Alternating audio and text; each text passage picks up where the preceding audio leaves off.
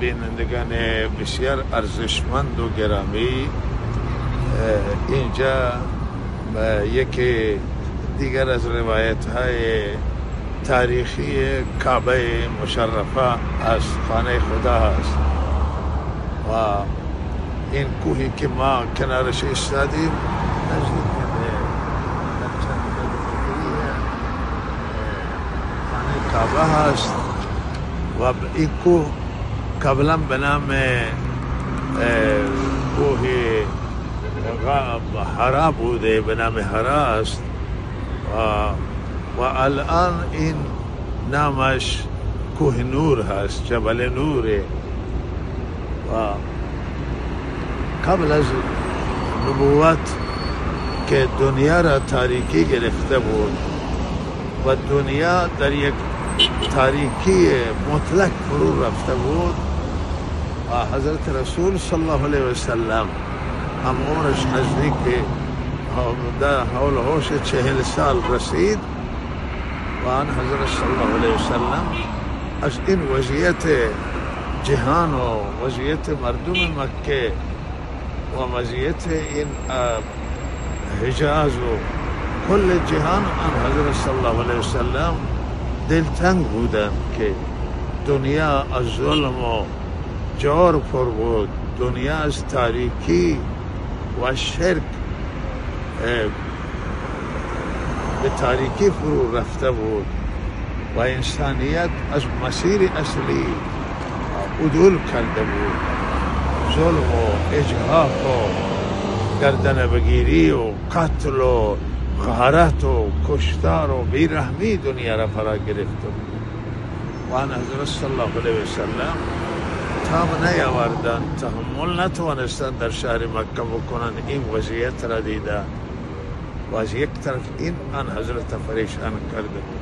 از طرفی غفلت مردم که در خانه کعبه او زمان معروفی که 360 بت بوده داخل خانه کعبه، تک کناره اطراف خانه کعبه بت چیده بودن و مردم می آمدن این بتها را زیارت می کردن و از اینها حاجت می خواستن و این وضعیت آن حضرت دیده بود که بالاخره اینا از اشیایی که بی جانند، جان ندارند، شنوایی و بینایی ندارند، این آمدن و اینها را عبادت می کنند و الله شریک می گیرند. او توحیدی که ابراهیم علیه السلام آورد، خانه کعبه را بنا کرده بود، الان مدت طولانی گذشته بود و بالاخره قرون متمادی گذشته بود و این تاریکی دنیا را فرا گرفته بود و در شهر مکه که شهر خدا هست و کنار خانه کعبه که خانه توحیده، این دنیا را فرا گرفته بود و الان شرایط به طور کلی عوض شده. آن حضرت صلی الله علیه وسلم می آمدند اینجا و توش بر می داشتن از خانه خدیجه کبرا، اولین همسری آن حضرت صلی الله علیه وسلم، و آب و غذای چیزی بر می داشتن، می آمدن می رفتن بالای این کوه. تقریبا 1 ساعت طول می کشه که کسی بتوانه بالای کوه بره و مو سری او کله کوهه آنجا که الان هم همی حاجیه معمولا میره و بدیده. اونجا غاری هست و این غار مستقیما به سمت خانه کعبه، از آنجا تقریبا اولوهوش خانه کعبه کاملا پیدا و برج الساعه تقریبا که کنار خانه کعبه، برج الساعه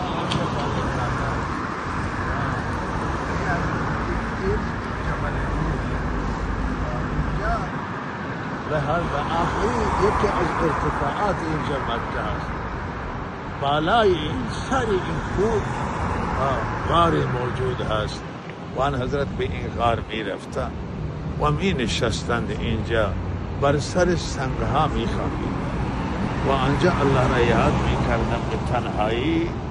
و در روایت مسلم آمده که ماه رمضان تکمیلا حضرت صلی الله علیه وسلم اینجا متکف شد و اینجا مجاورت را اختیار کرد و بالاخره روایت ها مختلفه که روزهای متعددی را آن حضرت صلی الله علیه وسلم اینجا عبادت کرد و اینجا بود که جبرائیل امین آمدند و اولی آیه های قرآن عظیم و شان نازل شد و آن حضرت دلتنگ بودند و پریشان بودند و نیران بودند که الله راه حل برای جهان چیه و روزانه یه جایی باز میشه که دنیا از این ظلم و از این جهل و از این نادانی و از این تاریکی بیرون بیاید.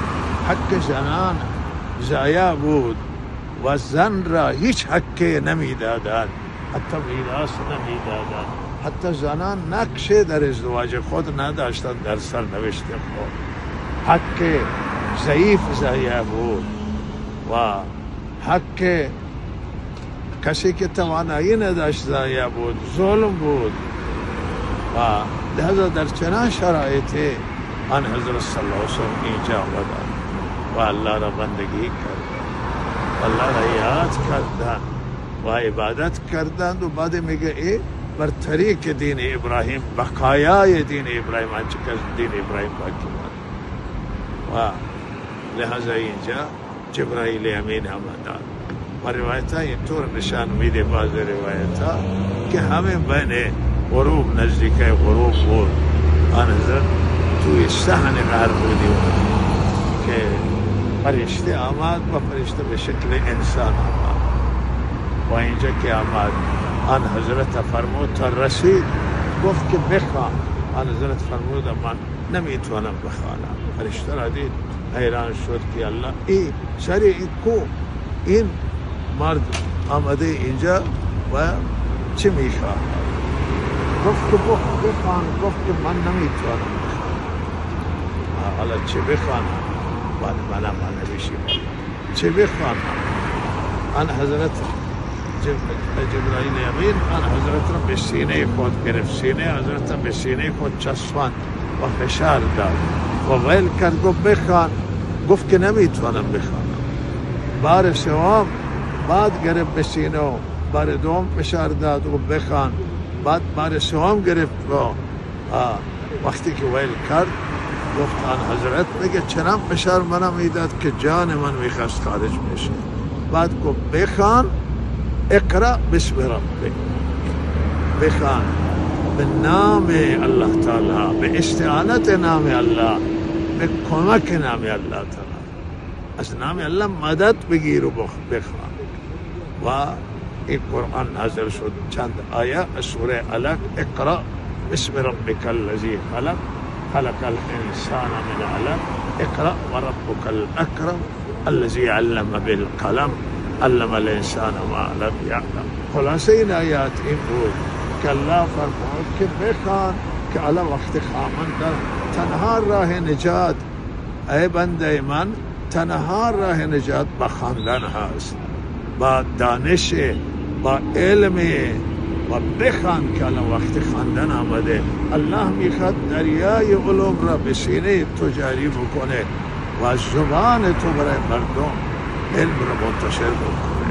علم میتونه جامعه را نجات بده، دانش میتونه نجات بده. و آن حضرت شو این آیات را خواندند و جبرائیل امین رفت و آن حضرت متوجه شد که فرشته و بالاخره آن حضرت بعد پایین آمده شد و یک تمام بدن آن حضرت را لرزه گرفت، قلب آن حضرت به تکان در آمد از این صحنه و این تکان یک تکان وحی بود، چون وحی برای اولی بار نازل میشه و وحی بسیار سنگینه. وقتی آن حضرت سر شتر بود و وحی می آمد، شتر به زمین میخوابید و اسب سوار بود و اسب به زمین میخوابید و زمستان وقتی وحی نازل میشد عرق از پیشانی حضرت میچکید. قرآن الله میفرماید که این گفتار و قول سکین است و دیگه آن حضرت این لرزشی که بر آن حضرت یکی از سکل وحی بود و دومی از این مسئولیتی که آید آن حضرت میشه. آن حضرت پیامبر کل جهانان و مسئولیت هدایت همه جهان سریع هست و لحاظه ای بر آن حضرت فشار و آمدن خانه خدیجه الکبرا و گفتم منم لحاف پتوی چیز سر من بیندازی و آن حضرت دراز کشیدند و خوابیدند و بعد که حالت عادی پیدا شد و خدیجه الکبرا سانحه را تعریف کرد و گفتم من احساس کرده که جانم را از دست بید. خدیجه الکبرا فرمودند که تو هیچ نگران نباش، الله سبحانه و تعالی تو را مدد میکند و حامی تو هست و تو کسی نیستی که ضایع بشی و جانت را از دست بدی یا با یک مریضی روبرو بشی و فلج چیزی به تو رخ بده، چون یک چیز ناگوانی که انسان ببینی و فشار ناگوانی را تحمل بکنه ممکنه که جنون دست بده، ممکنه که فلج بشه، ممکنه که سکته بکنه و تحملش را داشته نباشه و تو نگران نباشه. و همینی که بعد بالاخره 13 سال تمام من حضرت صلی الله علیه وسلم در مکه بودن و مهنت کردن، مجاهدت کردن قربانی دارن و ببینید که دین با چه صورت آمده است. و این جبل اول حرا بود و بعد تبدیل شد به نور، کوه نور را میدن. الله تعالی من شما را توفیق بده که این تاریخ اینجا ببینیم، زنده کنیم و این تاریخ چند تاریخ نورانیه. یک نکته اینجا یاد داشته باشید که وقت تورات بر سر حضرت موسی درخواست میکنند بنی اسرائیل بعد از نجات از اینکه فرعون غرق شدند و بنی اسرائیل نجات گرفتند، گفته کتابی باشه که ما احکاممون بدانیم. الله تعالی وعده دادن به دامن کوه طور حضرت رسول صلی الله علیه وسلم و حضرت موسی را. حضرت موسی اونجا را گفت 30 روز اینجا روزه بگیر و 30 روز روزه گرفتن. گفت 10 روز اضافه کن، 40 روز تورات یک جا نازل شد. فرشته تورات را در تختی های که نوشته بود آوردن تسلیم حضرت موسی کردن و اینجا هم آن حضرت آمدن و غالبا آن حضرت اینجا روزه هم گرفتن. ولی حضرت این برای هم بود که حضرت موسی اینجا روزه گرفت 40 روز. اینجا هم آن حضرت آمدن و الله تعالی در دلشون انداخت و اینجا مجاورت و عبادت و ذکر الله تعالی و فکر برای نجات جهانیان و روزه هم گرفتن. ظاهرا آن حضرت صلی الله علیه وسلم تا او آمادگی پیدا بشه که کتاب خدا نازل. الان ما در ماه رمضان 30 روزه میگیریم و قرآن میخوانیم تا هدایت الله تعالی. و صلی الله علی سیدنا محمد.